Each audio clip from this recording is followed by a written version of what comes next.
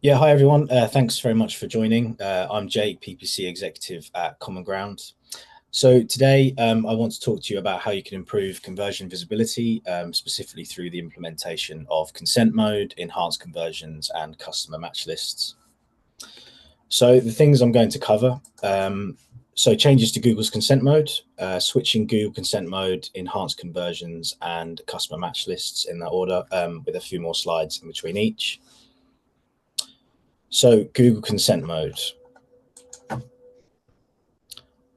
A brief introduction for Google consent mode. So if your company uses PPC advertising in the European Economic Area, or the EEA, then you've probably been receiving correspondence about Google consent mode and details around the transition from version 1 to version 2.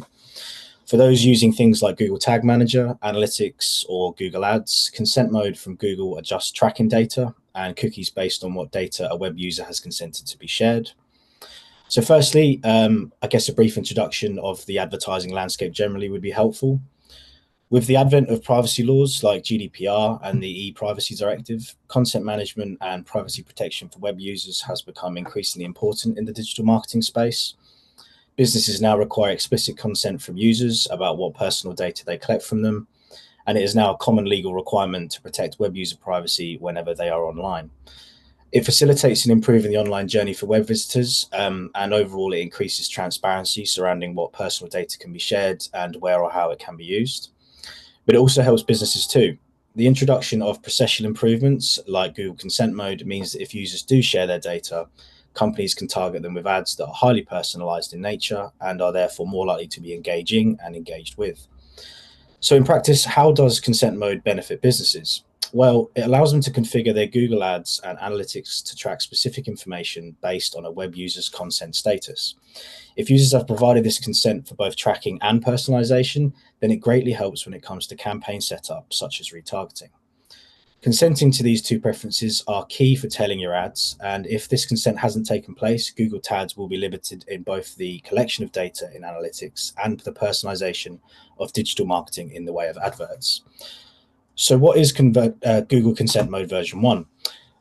So the version 1 was first launched in September 2020. It was essentially an answer to the increased privacy regulations that I've just mentioned, and it played an important role in both the protection of user privacy and the conservation of data used on the Google platform.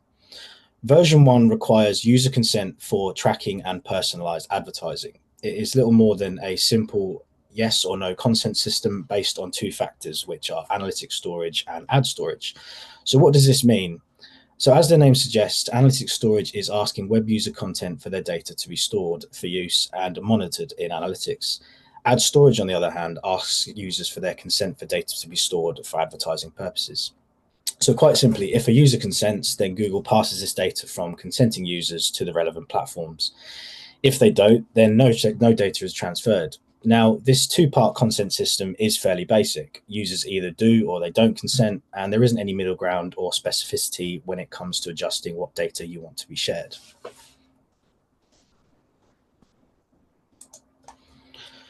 Which brings us to Google Consent Mode version 2. For this, I'm going to discuss the changes made with Google Consent Mode version 2 implementation. There is also a run-through of the differences between basic consent mode versus advanced consent mode. And finally, what are the benefits with this new change? So what is Google Consent Mode version 2? So Consent Mode version 2 took effect in March 2024 after being introduced in late 2023. And if you're a business that runs Google PPC using Consent Mode version 1 and you haven't upgraded, you may have already seen this update email warning in March 2024. So the real change is a movement in data protection parameters accomplished by the addition of two new parameters to the user's cookie policy consent. And these are ad user data and ad user personalization. Ad user data sets consent for what data can be sent to Google for advertising purposes. Ad personalization actually sets consent for personalized advertising, things like retargeting and the certain use of audience segments. Analytics storage will remain the same, whereby the cookies confirm or deny whether user data can be monitored. And similarly, ad storage does the same thing, but specifically related to user data from advertising means. And these aren't changing. What this essentially means is that for Google Consent Mode version 1 users, a new auto mapping parameter has been added between ad storage and ad user data. Without the ability for users to consent directly to the ad user data parameter, Google will instead just auto-populate information in the EEA and store it in a new location. So the differences between advanced consent mode of basic are important as well. We would always recommend the first use of basic consent mode before moving to advanced. It's really for people who want to tailor their specific tags in terms of the information they're getting. Another important differentiation to make is, as it currently stands, you can implement either basic or advanced consent mode on your website, but Google Tags won't load until a user interacts with the consent policy banner. That means that if they don't interact or consent, none of their data will be sent or stored, and Google Tags will be completely blocked off. Instead, conversion modeling in ads for the subset of data will be based on a general model rather than specific information. If they do consent, it will trigger the consent mode APIs, which send default and updated consent states to Google. If you choose to implement advanced consent mode, Google Tags load as soon as the user enters your site. The consent mode API triggers immediately, and unless you have specified different results, these triggers then set the default consent parameters to denied. And if this same consent remains denied, Google will then send cookieless pings.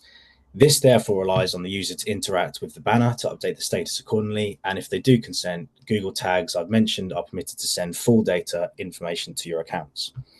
So essentially, these advanced consent signals can capture specific and more granular consent preferences laid out by using Google Consent Mode version 2. But it's definitely worth looking at basic before you move on to advanced. It allows greater flexibility in tailoring the tags. And what it really means is that there's less need for your site to rely on things like cookie data, which, given the new landscape, as I've described, is really the Eden we want to get towards. This allows businesses to track more specific user interactions that aren't reliant on or contain personal identifiers. So, what are the benefits? While it's not fully necessary to upgrade to consent mode version 2, you will experience limitations if you don't. The benefits, so what will you gain in changing? So firstly, without upgrading, you can't continue to use ad personalization in Google Tag, Google Ads, or Google Analytics. As mentioned, this is now a separate value parameter within Google. So by upgrading to version 2, your business can continue to use ad personalization functions. And this means things like tag-based remarketing features through Google Ads and Analytics. This is really the key change in the new update, which largely focuses on which data is collected for remarketing in the EEA. Equally, Google Consent Mode version 2 also embraces AI as part of its new conversion modeling. So this builds on observable data and historical trends based on the data of previous users who have consented to collection. The advantage of this is that it helps bridge the gap for those who do not consent, and it reduces the reliance on cookies. In other words, rather than using real persons' data, it will model expected outcomes based on learned behavior. And why is this important? Well, it's predicted that the future of data collection will not lie in the collection of cookies, but in informing machine learning as we move towards a more of an AI model. That's not to say that this latest version of Google Consent Mode is perfect. There is a likelihood of seeing another update in the future, with privacy laws advancing all the time. So largely, another significant advantage to switching consent modes is that it is now more important than ever to be proactive to these changes before later changes are required. In many ways, switching to Google Consent Mode version 2, it really makes the most sense. In summary, it allows for more granular data collection and the continuation to use personalization in retargeting and display ads. To not update would be to lose valuable information that can greatly benefit your overall marketing strategy. With a future powered by AI, not updating means you are missing out on valuable opportunities to harness its power in informing data collection, and we will be forced to rely on increasingly outdated and increasingly inaccurate methods like cookie tracking, which has major gaps in its analysis, and this is only getting worse. Finally, it is important to consider the optics and the need to be proactive as a business in the digital marketing space. By switching, you are making a statement as a business that you are not only respect and adhere to data privacy laws as is legally required, but you are committed to enhancing your users' data protection wherever possible, and you combat these changes in a really proactive way. It is a form of trust building and an improvement in contract with those visiting your website, allowing them to feel their data is in good hands. Switching Google Consent Mode. As mentioned before, there is a chance that a more granular update is waiting in the wings, but for now, this transition to Consent Mode 2 is the latest advisory from Google when it comes to increased conversion visibility and functionality on the platform. So we've spelled out the benefits with our own recommendations to come, but some of you may still be asking, do I actually need to make this change from a functionality perspective? I.e., how will this impact me and my business? Do I necessarily need to switch? So yes, quite simply, if you're operating in the EEA and want to personalize ads and use retargeting in your PPC campaigns, you should definitely be looking to switch consent modes at this point. As mentioned, this is particularly significant if your business uses remarketing and display campaigns. It also greatly benefits those businesses who don't want to miss out on the conversion modeling offered in conversion mode version 2. Machine learning helps bridge the gap of lost data that occurs when users don't consent to have their information shared. So when wouldn't you need to switch? So if you don't advertise in the EEA or your business doesn't use data for advanced marketing, analytics, or PPC, then you can keep using Google Consent Mode version 1, and Google will automatically map your ad storage to ad data user values. This remaps your data storage in a new place, and you will no longer be able to personalize your ads for retargeting. You can opt out of this new auto mapping if you prefer by changing some of the consent mode parameters. It's worth mentioning again that new changes are always happening to improve data protection, and the new processual changes in advertising are always developing in reply.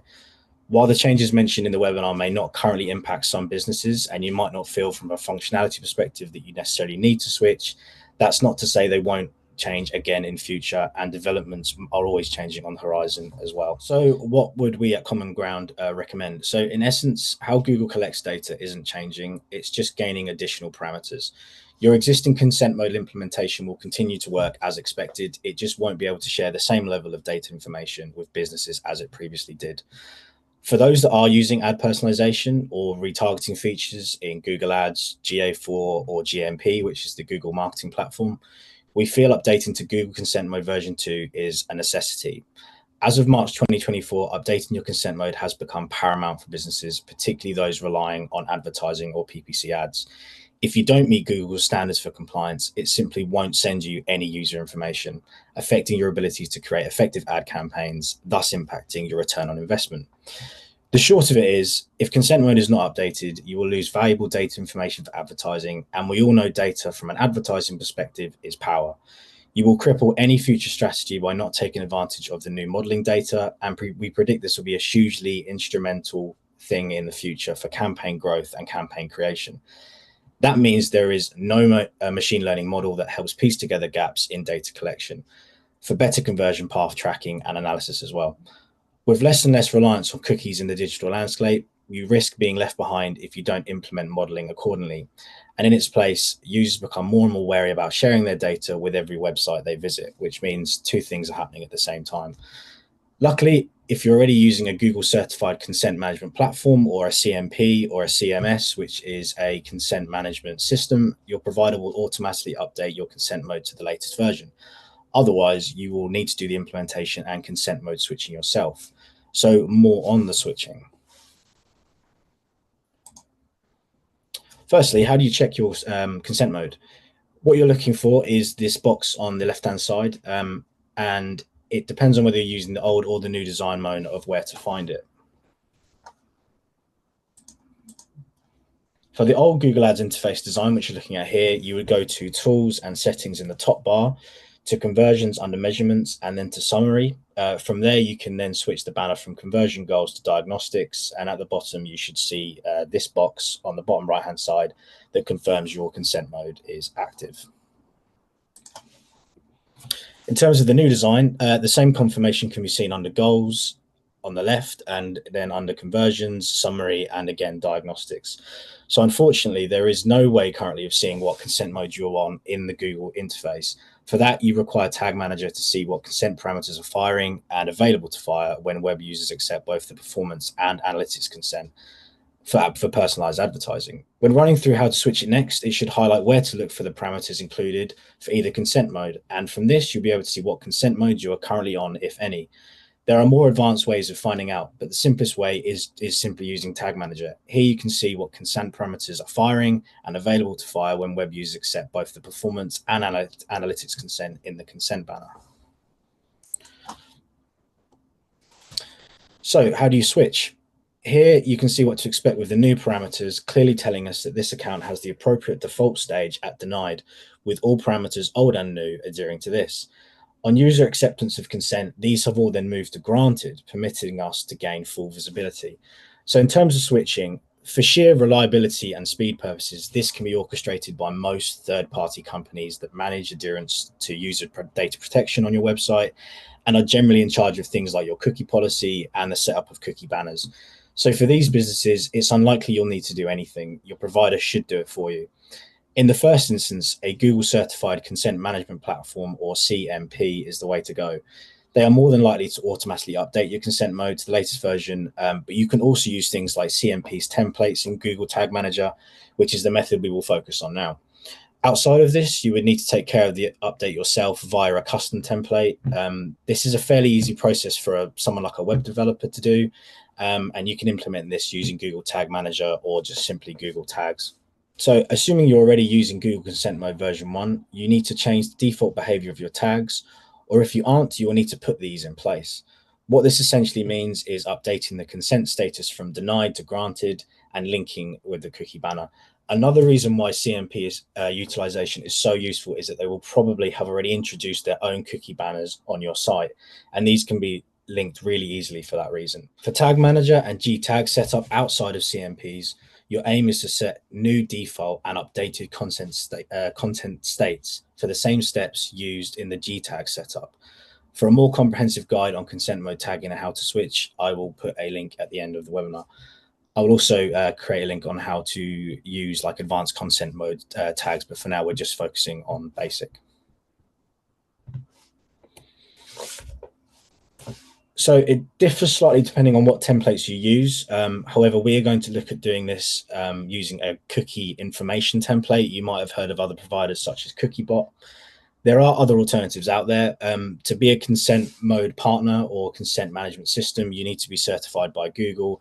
So there are plenty of lists provided by Google out there as well. Even your own template is technically an example of a CMP. Simply without it, you can't run any of these changes through Google Tag Manager. But we've opted for cookie information. This is the way many CMPs would implement a basic consent mode version 2. So if you're opting for using a CMP with Google Tag Manager, you first need to load the banner through the Tag Manager container using a consent mode template. So firstly, you click New to create a new tag and give it a name. For example, I've named it Consent Mode version 2 with cookie information. You then click on Discover More Tag Types in the Community Template Gallery. And then when you get there, search for the tag template issued by the SMP, which in this instance is the cookie information consent mode version 2. This changes from whatever CMP provider you decide to run with. You then select it and then you click Add to Workspace. You then need to configure your tag settings. So you go to default settings and you add or adjust each row, which are the parameters for consent types we've previously touched on. You'll notice there is one row for each consent type. And all in all, there are 7 consent types as well. And you can differentiate these in terms of regions and languages, but we won't go into that amount of detail now. Some of these are marketing cookies, some are statistical cookies, and some are functional. You'll notice that the 2 parameters that I've highlighted, these are the 2 new tags unique just to consent mode version 2. And you'll also notice that the consent types are set to denied at default, which means they will not be fired when a web visitor has given their consent, until the web visitor has given their consent. So what most, if not all CMPs, for example, cookie information, will do is they'll then automatically map the 7 consent types to the 4 different categories, in their own cookie banner. You'll notice bottom left arrow is the switch for marketing consent, which will relay to these new consent mode parameters that we've just set up and mentioned. So it may require you to add amends into the CMP directly via an account sign-in, but in this case, the update and the implementation of the banner is controlled by a tick box and in the tag configuration itself. Again, this is one of the many reasons why Google Tag Manager is the way to go for this. It's easy and it's clear where everything is signposted. Here, the arrow to the right actually shows a tick of the consent banner, and you can also select a time delay for consent update as well as what language the banner appears in. So you can control the banner almost exclusively through the tag itself. You might need an account sign-in to use something like CookieBot. So that is everything in terms of consent mode. We will now move on to enhanced conversions. So enhanced conversions. What are enhanced conversions? So enhanced conversions is a feature that can improve the accuracy of your conversion measurement and unlock more powerful bidding. It supplements your existing conversion tags by sending hashed first-party conversion data from your website to Google in a privacy-safe way. The feature uses a secure one-way hashing algorithm called SHA-256 on your first-party customer data, such as email addresses, before sending to Google. When a customer completes a conversion on your website, you may receive first-party customer data such as an email address, a name, a home address, or a phone number. This data can be captured in your conversion tracking tags. It can be hashed, and then it can be sent to Google in its hashed form and then used to enhance your conversion measurement. Depending on which type of enhanced conversions you use, the hash data will be used in different ways to improve your measurements overall. How does this process work in real time? Well, when a user views your advert and subsequently converts on your website, the hash conversion data is sent to Google, and this data pulls Google's AI functionality and optimizes towards higher value conversions overall. So, how does it link to the consent mode we've already spoken about? Changes in consent mode are there to help retain important web user data in alignment with changes to the regulatory law surrounding customer data and privacy protection. One way in which Google helps to improve the retention of this data is through improved accuracy. Enhanced conversions and consent mode, they really go hand in hand to provide a more accurate picture of performance. Where consent mode is properly granted with those parameters previously mentioned, enhanced conversions recovers the conversion, and consent mode is therefore trained based on recovery of these conversions. Alternatively, when consent is not granted, enhanced conversions for web are not cannot be used for the unconsented user. However, the consent mode will model the conversions for the unconsented users. So the more you have both working in tandem, the more they feed into one another. And in full, the utilization of both leads to a more accurate conversion modeling overall. And from a reporting point of view, this is exactly where businesses need to get to. More pertinently, a model based on retrieving lost conversions can be really beneficial. On average, these models recover 65% of lost ad click to conversion journeys from users who haven't consented. A combination of both consent mode and enhanced conversions is a way in which businesses can combat the loss of user journey and move cookieless reporting and optimization. This is an evolution that could prove not just beneficial to performance, but if embraced, it could be very detrimental to results if ignored. And here is why. So here is a visualization of the digital landscape associated with the tracking of user data and the touch points available. You'll see it looks like a bit of a paint by numbers or join the dots exercise.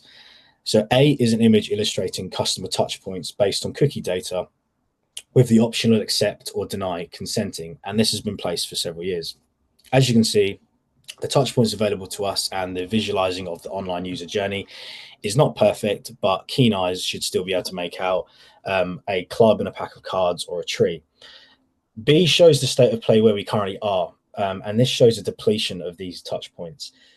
These missing points highlight big changes to the privacy protection of user data through changes in regulation, as well as the growing number of third parties that protect users while visiting web pages. Finally, we have image C, and this gives us a picture of where things are expected to be by the end of 2024, but certainly by the end of 2025. You'll see that no tree can no longer be made out, which is an acting analogy of how data reliant on cookie consenting is changing. And this is to the point where more and more valuable touch points are missing, and it will have a massive impact on how the data can be reported on, monitored in analytics, but more significantly, how it can be used in digital advertising. So, what are the benefits outside of what we have touched on, which is the general need to combat changes in data protection? A move to AI modeling through enhanced conversions and consent mode has now been proven to greatly benefit performance, as well as campaigns better optimizing towards sales and transactions. And this can happen on your site almost immediately. Companies that adopt enhanced conversions for web users see a 17% average increase in conversion rates when using YouTube. Advertisers who use a target CPA strategy with enhanced conversions, they actually saw an average of 3.5% conversion uplift compared with those that used the same bid strategy but didn't have enhanced conversions in place. The intricacies of metrics like these and the performance you generally will see when you implement them is that it aids in eliminating wasted spend. It identifies low quality leads that don't convert, and they avoid bidding on them as well. Enhanced conversions provides a means for this feedback to inform its own optimization, so it's a constantly revolving thing. It also calculates true spend compared to like some of the ROI metrics that we're used to dealing with. It doesn't take guesses anymore. It provides you with actual figures. And it also greatly improves targeting. So it reveals best segments, best formats, and placements, and it refines them in return. In terms of setup, enhanced conversion setup is flexible. Tags can be bespoke depending on your needs. They can be implemented using a Google tag or with Google Tag Manager, and they're relatively easy to set up and measure as you configure measurement entirely from your own Google Ads account.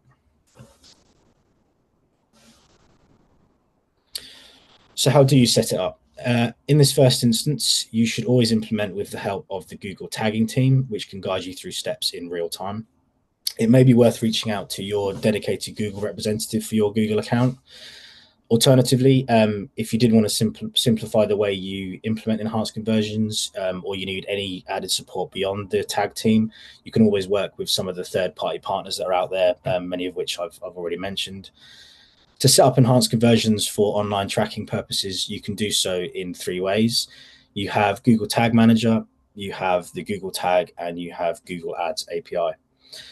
If you currently use Google Tag Manager for conversion tracking, you can actually set up enhanced conversions for web using Google Tag Manager with only minimal changes to your configuration.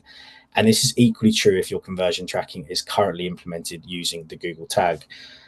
We would recommend using Google Tag Manager in the first instance, and there are 3 ways to set up enhanced conversions in Google Tag Manager. These are automatic collection, coding, and manual configuration.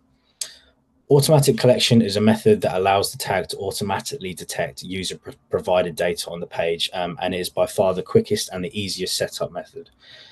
By nature, it's less reliable than adding something like a code or using tracking selectors or like JavaScript variables. But for those looking for a basic way to set up enhanced conversions via GTM, this is the way we would go. For the coding method, you can add a snippet of code on your landing page, which sends dedicated hash data for matching.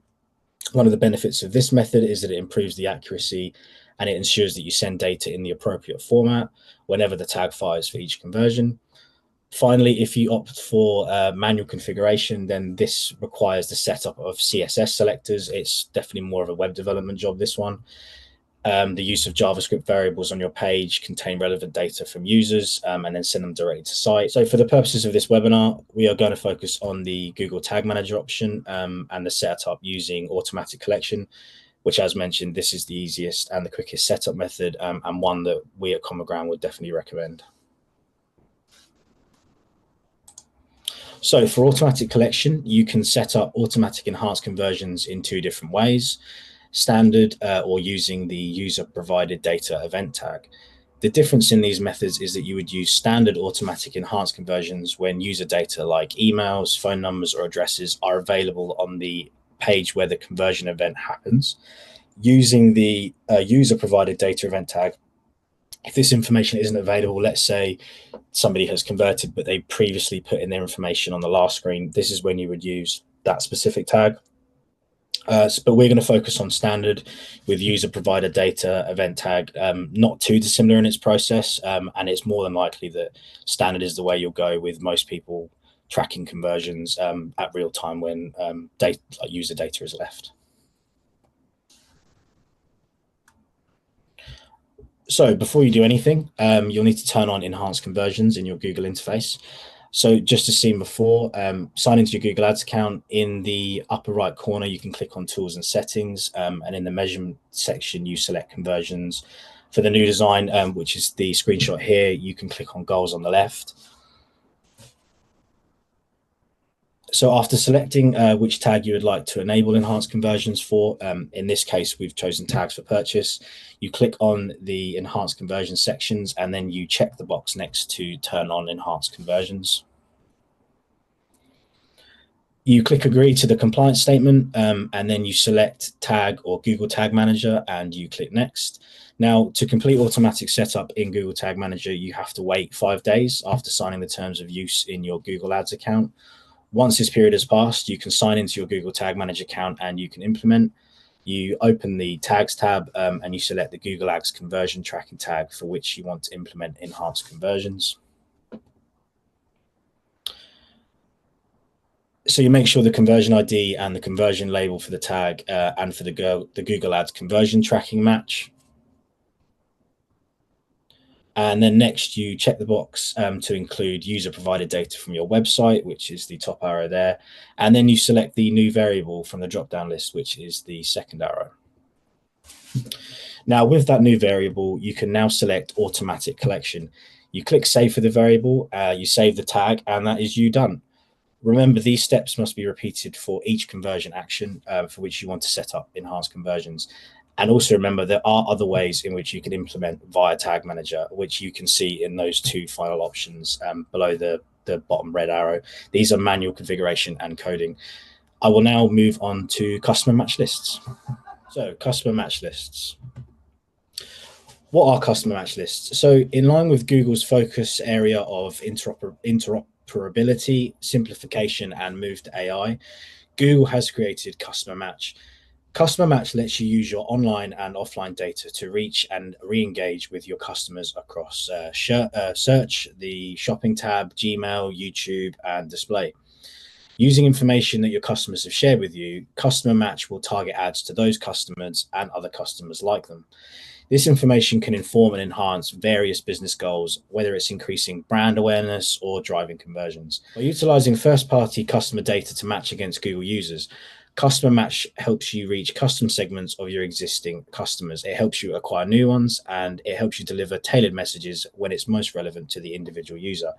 We recommend it as a must in terms of valuable signaling, and it has the potential to fuel your existing smart bidding to drive better performance. So what are the benefits? If you get a customer match list uploaded, you should expect to see significant uplifts in performance. When advertisers apply customer match list signals to smart bidding campaigns, this resulted in a direct uplift in conversions of 8%.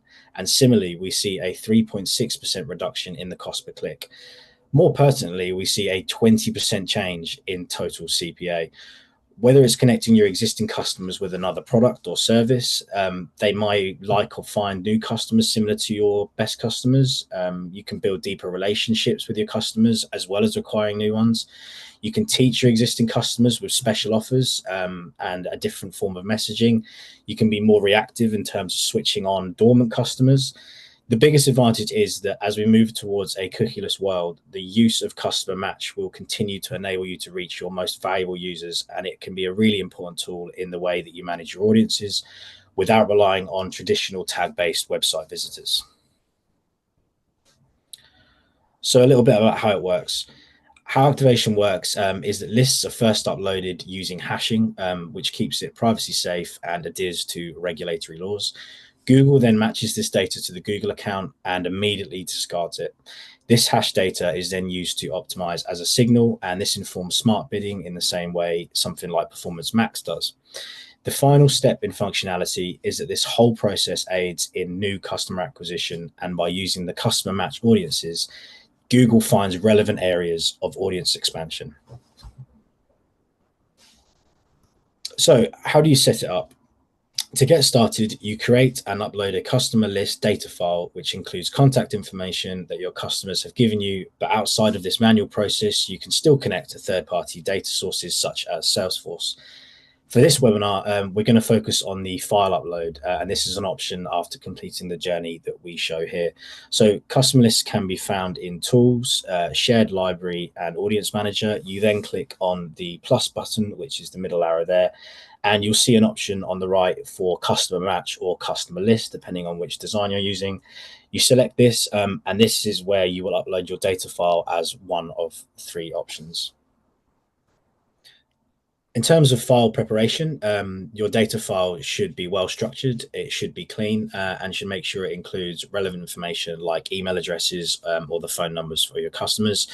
It's important to keep privacy concerns top of mind. Only use information that users have agreed to be used for marketing purposes. For this, you'll definitely need to consult your own privacy policies as a business. A quick one on formatting. Emails must be lowercase, and they are hashed using the same algorithm as enhanced conversions, which is SAH256. All phone numbers need country codes, and the first and last name columns should not exceed 60 characters each. After that, simply choose upload my data, and then you can name your audience and accept all terms and conditions before uploading. You'll see this is the bottom arrow there. You can also determine a membership duration. You can look at the type of customer this applies to. For example, did they come in via a qualified lead? Are they a purchaser? Once your list is uploaded and processed, it's then ready for use. You apply this audience to any of your search campaigns or your YouTube ads, and you can immediately start driving more targeted advertising. As mentioned before, customer match list as a method has already proven its worth. Businesses who've used customer match lists have seen increased ad relevance and return on investment. So at Common Ground, we greatly recommend it, and hopefully implementing the steps using the following slides, it can be fairly easy to implement, and it will be of use to you in terms of increasing performance. So in summary, what have we discussed? So we've discussed the changes to consent mode for those that are using ad personalization or retargeting features in Google Ads, GA4 or GMP. We feel updating to Google Consent Mode 2 is a necessity. As mentioned before, it is used to retain really precious user data that you just will not want to lose. Combined with this is the implementation of enhanced conversions, which is a move away from cookie-based conversion optimization and a move towards audience modeling through AI and utilizing customer insights to feed into the Google machine. As mentioned to you before, this is about combating changes to a landscape where user touchpoints are depleting and regaining lost conversions so we can still determine the right and reliable people to put adverts in front of is absolutely vital. And finally, we've mentioned customer match and customer match lists. We've gone through a list upload where you can inform new customer acquisition, and overall implementing these things, customer match lists and enhanced conversions will result in conversion uplifts and big improvements overall in cost efficiency. So thanks very much for listening. And Dan, I will hand back to you. Thank you, Jake. That was amazing. It's so much information that you've just provided us, and yeah, I'm gonna have to go back through. I'm gonna have to like sit down and really digest what you've just gone through. So thank you very much. We have run a little bit on time today because of the information and everything we have today. But if you have any questions, then do reach out to either myself or Jake. And I mean, you can email me, daniel@commonground.digital, and I will pass any questions along to Jake, and Jake will support in terms of response. Other than that, we look forward to seeing you on our forthcoming webinars, and have a great day. Take care.